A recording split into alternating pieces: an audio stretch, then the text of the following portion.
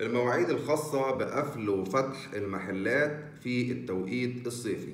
تعال اقول لك ايه اللي حصل. خلاص قلنا الدولة اعلنت ان بداية من بكرة الجمعة خلاص هيتم تطبيق التوقيت الصيفي، فالمحلات هتفتح من 7 الصبح لغاية 11 بالليل، اما المولات هتفتح من 7 الصبح لغاية 12 بالليل، ده في الايام العادية، وفي ايام الاجازات هيقفلوا 1 بالليل.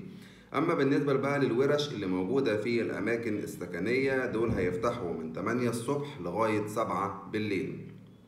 طبعا بالنسبه للمطاعم والكافيهات هيقفلوا الساعه 12 بالليل.